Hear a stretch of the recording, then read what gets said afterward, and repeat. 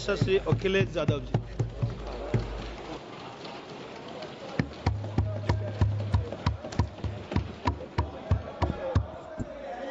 Please please. कोई बात नहीं, कोई बात नहीं। अरे नहीं, आदरणीय सभापति महोदय, मैं आपका बहुत धन्यवाद देना चाहता हूं कि बहुत ही महत्वपूर्ण और देश के लिए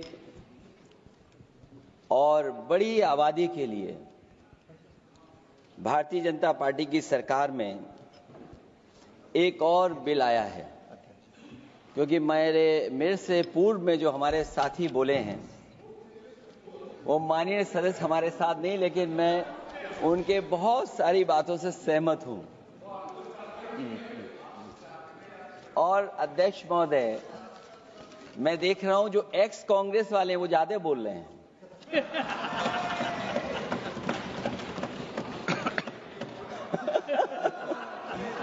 आदरणीय अध्यक्ष महोदय,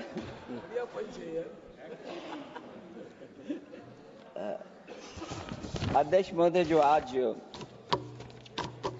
बिल पेश हुआ है, मैं हिंदी और अंग्रेजी को जो कुछ समझ सकता हूं वो यही मैं कह सकता हूं कि माननीय मंत्री जी ने ये कहा कि ये उम्मीद है। ये उम्मीद कैसे बना है, अंग्रेजी में भी मुझे समझ में नहीं आ रहा कि उम्मीद है ये, हिंदी में भी समझ में नहीं आ रहा कि ये उम्मीद है। यूनिफाइड वक्फ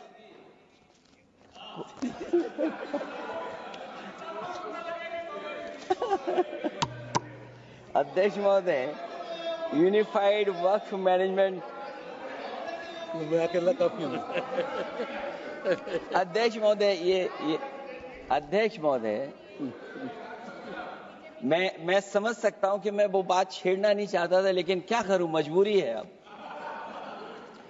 अध्यक्ष महोदय, अभी माननीय सदस्य लोग ये कह रहे हैं कि हमारे सदस्य नहीं है यहां पर जो हमारे साथी हैं, लेकिन अध्यक्ष महोदय मैं ये कहना चाहता हूं,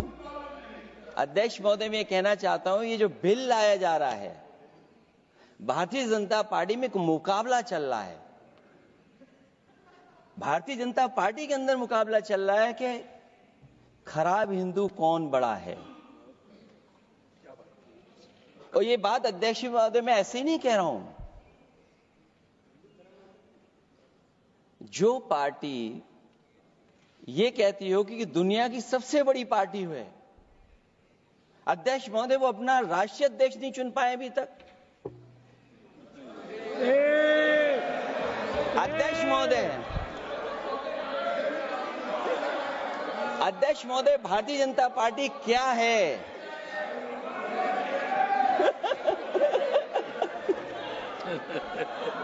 जी, मैं अखिलेश जी ने बहुत हंसते हंसते कहा है, इसको हंसते हंसते जवाब देना।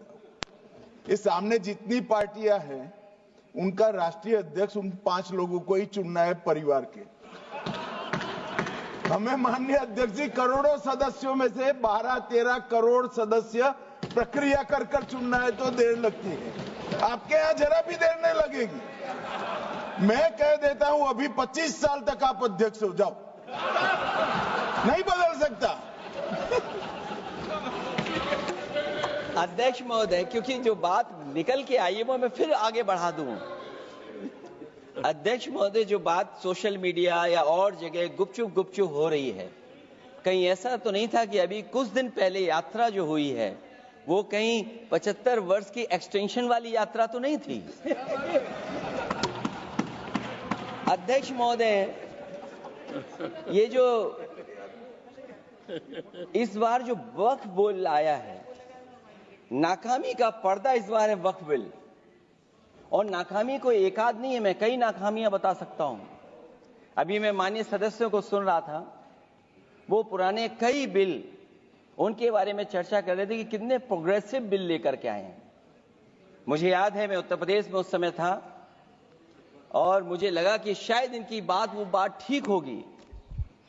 एक ये बहुत तैयारी के साथ फैसला लेकर के आए थे और फैसला ये लिया था आधी रात के आज के बाद नोट नहीं चलेंगे, नोट बंद हो जाएंगे। अध्यक्ष महोदय, उस नोटबंदी नाकामी के बारे में भी तो चर्चा हो जाए कि अभी भी न जाने कितनी जगह पर कितना रुपया निकला जा रहा है, कितना निकल करके आ रहा है। केवल नाकामी नोटबंदी की नहीं, नाकामी बेरोजगारी की भी है, नाकामी महंगाई की भी है, नाकामी किसान की आय दोगुनी नहीं कर पाए वो भी इनकी नाकामी है। मुझे याद है एक माननीय मंत्री जी पूरे देश की नदियों के बारे में बीओडी बता रहे थे, लेकिन माननीय मंत्री जी ये भूल गए कि उनके शहर में, उनके क्षेत्र की जो नदी है उसकी बीओडी क्या है। गंगा क्या साफ हो गई, यमुना क्या साफ हो गई, स्मार्ट सिटी क्या बन गई, क्या गोद लिए हुए गांव इन्होंने गोद से उतार दिए, उनकी क्या दुर्दशा है। इसलिए मैं कहना चाहता हूं, ये नाकामी का पर्दा इस बार वक्फ बिल बना है।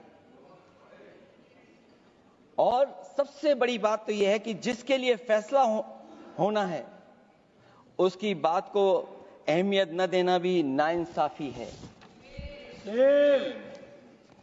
अध्यक्ष महोदय, नाकामी केवल यहां तक नहीं है। और भारतीय जनता पार्टी क्या है, मैं केवल एक पुरानी घटना याद करता हूं। एक बार फैजाबाद अयोध्या में एक कार्यक्रम था, उसमें बड़ी तैयारी की गई थी और तैयारी के साथ कलाकार मुंबई से बुलाए गए थे।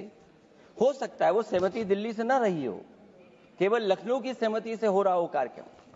और जब कार्यक्रम की पूरी तैयारी हो गई, भगवान श्री राम बनकर के कोई आ गया, लक्ष्मण बनकर के कोई आ गया, मां सीता भी बनकर के कोई आ गया, हनुमान जी और भगवान हनुमान भी बनकर के कोई आ गया। लेकिन जब लखनऊ से वो हेलीकॉप्टर उड़ा और अयोध्या पहुंचा तो सब लोग थे, लेकिन उसमें हनुमान नहीं थे। अध्यक्ष महोदय, मैं भारतीय जनता पार्टी के लोगों से कहूंगा कि जानकारी करिए कि आखिरकार भगवान श्री राम थे, लक्ष्मण थे, सीता थी, लेकिन हनुमान क्यों नहीं थे? हनुमान इसलिए नहीं थे, शायद उनकी जात या धर्म कुछ और था। अध्यक्ष महोदय, ये देश मिली जुली संस्कृति से चला है। कुछ हमने सीखा, कुछ उन्होंने सिखाया। और जो लोग ये कहते हैं कि हम सबको बराबरी का हक देते हैं, अभी कुछ दिन पहले ईद निकली है। अध्यक्ष महोदय, वो परंपरा रही है, न केवल मैं जाता हूं बल्कि कोई दल का नेता ऐसा नहीं न जाता हो उस कार्यक्रम में शामिल होने। भारतीय जनता पार्टी के जो मुख्यमंत्री, उप मुख्यमंत्री, वो भी जाते हैं, उप मुख्यमंत्री, सभी धर्मों के नेता आते हैं। लेकिन पता नहीं इस बार क्या साजिश थी, षड्यंत्र था कि वहां पर कुछ पाबंदी लगी हुई थी। अगर किसी कारण पाबंदी लगी हुई थी तो बात समझ में आती है, लेकिन जब जानकारी हुई है, किसी को नहीं पता था कि पाबंदी क्यों लगी है कि आप नहीं जा सकते वहां पर कार्यक्रम में शामिल होने। क्या यही भारत है, यही संविधान हमें रास्ता दिखाता है? अध्यक्ष महोदय, मंत्री जी बताएं हमें, वो खुद भी माइनॉरिटी हैं, भगवान बुद्ध के रास्ते पे चलते हैं। भगवान बुद्ध का रास्ता दूसरा है। हम आपको अपना मानते हैं तब भी जब आप हमारे बहुत सारे ग्रंथों को नहीं मानते, तब भी हम आपको अपना मानते हैं। आप हमारे पुराणों को नहीं मानते हैं, आप हमारे उपनिषदों को नहीं मानते हैं। लेकिन सोचिए, हम हिंदू वो लोग हैं जो आपको स्वीकार करते हैं और गले लगा करके चलते हैं। अब मैं दूसरे धर्म पे नहीं जाऊंगा, कोई नाराज हो सकता है। मैं दूसरे धर्म के बारे में नहीं जा सकता, मैं केवल यही बताता हूं। और मैं उत्तर प्रदेश में, अध्यक्ष जी, जहां से आता हूं, मैं अपमान नहीं कर रहा हूं, मैं सच बोल रहा हूं। और ये बिहार के चुनाव में जो आप कह रहे हैं कि महिलाओं को 2 मेंबर बना दिया, इस बार मैं भी देखूंगा आगे भारतीय जनता पार्टी कितनी महिला लोगों को टिकट देंगे वहां पर।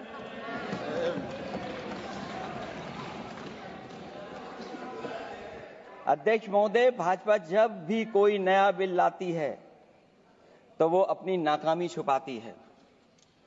भाजपा वाले मुसलमान भाइयों की वक्फ की जमीन चिन्हित करने की बात कर रहे हैं, जिससे महाकुंभ में जो हिंदू मारे गए हैं या खो गए हैं उनको चिन्हित करने की बात पर पर्दा पड़ जाए। अध्यक्ष महोदय, मुझे खुशी इस बात की कि हमारा धर्म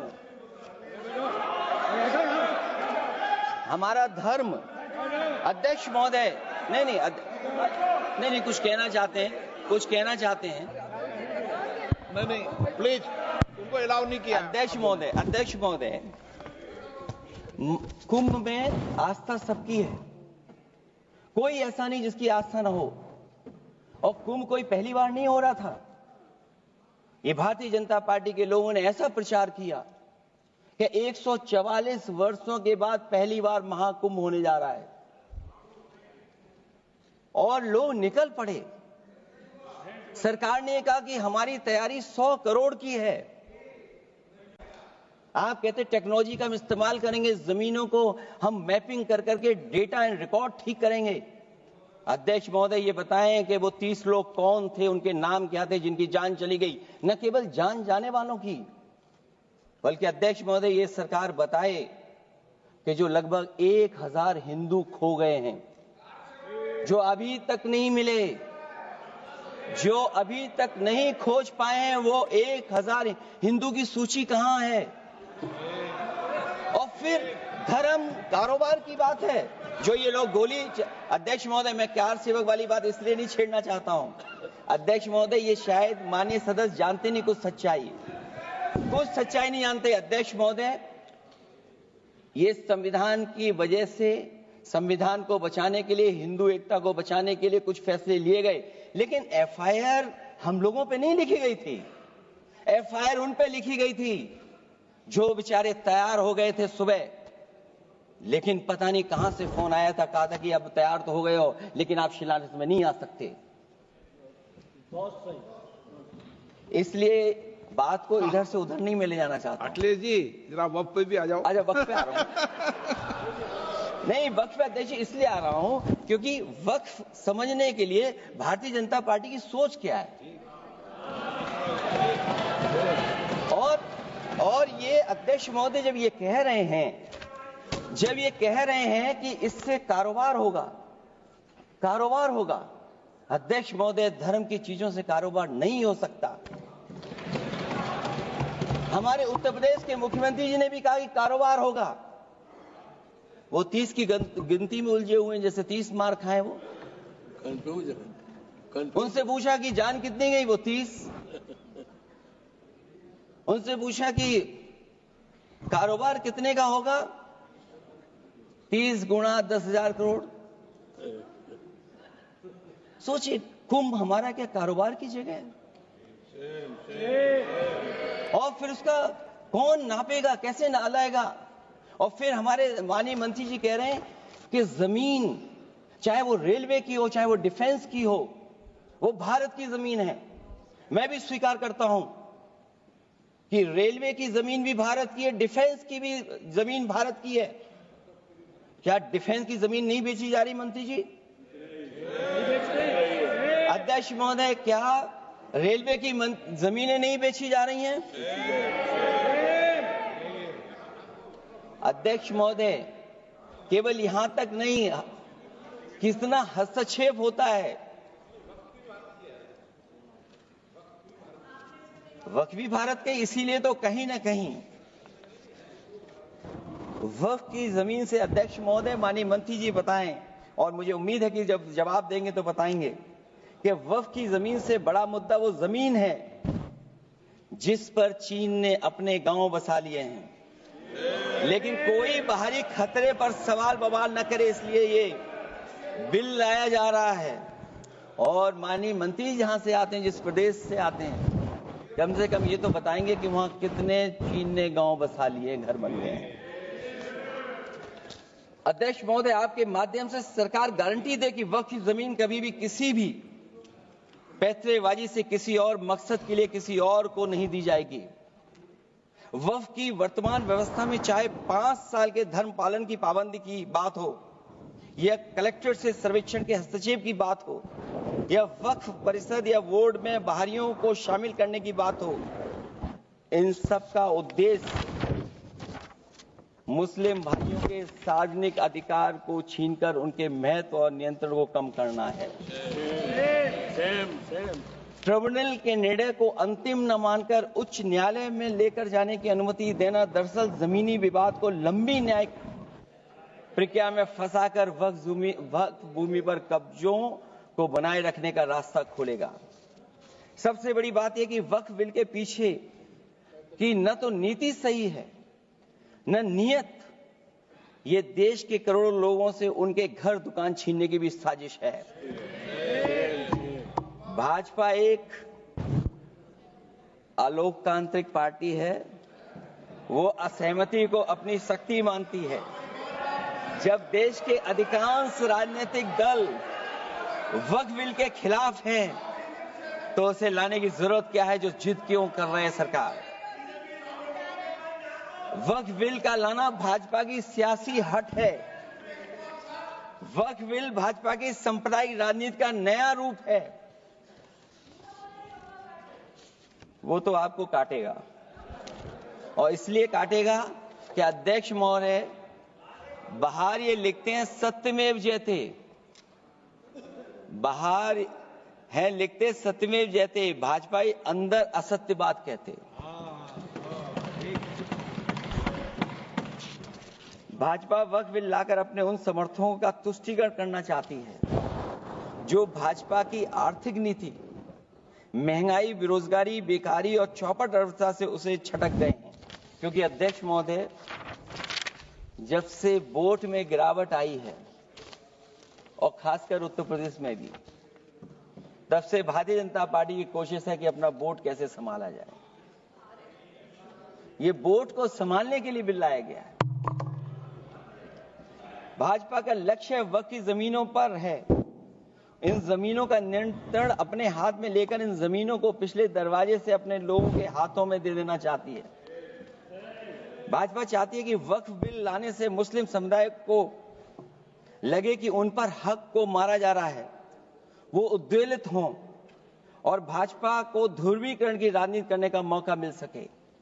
क्योंकि अध्यक्ष महोदय, भाजपा का लक्ष्य यह है कि ध्रुवीकरण हो, क्योंकि वो जानते हैं कि ध्रुवीकरण जितना होगा उससे वो लाभ उठाने में आगे रहेंगे। तो ये वक्फ बिल जो लाया जा रहा है, वो अपनी वोट बैंक को संभालने के लिए और समाज को बांट करके ध्रुवीकरण करके राजनीतिक लाभ लेने के लिए लाया जा रहा है। और अगर इसके लिए नहीं लाया होता तो पहले से जो जितने फैसले लिए सरकार ने, क्या उससे देश और प्रदेश में कोई बड़ा बदलाव आ गया है? अगर स्मार्ट सिटी का बात करें तो कितनी स्मार्ट सिटी बन गई है आपकी? आपके नोटबंदी की वजह से न जाने कितना रुपया कहां निकल रहा है। और डर तो ये लगता है कहीं भाजपा वाले दूसरों के पैसा रख करके न पकड़वा दें। वक्फ बिल के आने से पूरी दुनिया में एक गलत संदेश भी जाएगा। इससे देश की सेकुलर इमेज को बहुत धक्का लगेगा। वक्फ बिल भाजपा की नफरत की राजनीति का एक और अध्याय है। मैं अंत में कहना चाहता हूं कि अभी तो आपने साथी संभाल लिए हैं, एक साथी तो मुझे दिखाई नहीं दे रहा है। और हमारे जिनका हमने सम्मान किया, हमें कहां ले गए आप? और हमें यहां छोड़ गए आप, हमें छोड़ गए। हमें देखिए सभापति महोदय, देखिए राजनीति क्या है। हमने आपका हाथ पकड़ा और हम यहां आ गए, और आप हमारा हाथ छुड़ा करके वहां चले गए। इसलिए देखिएगा कब हमारा इनका हाथ मिल जाए। और मैं अध्यक्ष सभापति महोदय ये कहना चाहता हूं कि वक्फ बिल भाजपा के लिए वाटरलू साबित होगा, क्योंकि ऊपर से तो हाँ हाँ कह रहे हैं, लेकिन अंदर ही अंदर बहुत सारे साथी सहमत नहीं है। मैं अंत में इतना ही कहना चाहता हूं कि ये वक्फ बिल जो लेकर के आए, कोई उम्मीद लेकर के नहीं आ रहा है। ये सोची समझी रणनीति का हिस्सा है, क्योंकि इनका जो बोर्ड बिखर गया है, ये मुस्लिम में भी बंटवारा चाहते हैं।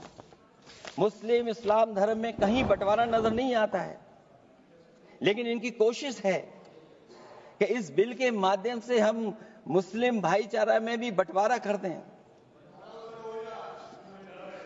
बंटवारा तो पीडीए करेगा। अभी देखिएगा सभापति महोदया, हमारे एक सदस्य कह रहे थे कि चुनाव बहुत अच्छा होता है। इनसे बेहतर किसने चुनाव देखा होगा? चलिए धन्यवाद। वोट ही नहीं डालने दिया। चलिए सभापति महोदया, मैं धन्यवाद देता हूं। मैं और अपने दल और साथियों के साथ कहता हूं कि समाजवादी पार्टी बिल का विरोध करती है। वोट पड़ेगा तो हम इसके खिलाफ वोट डालने जा रहे हैं।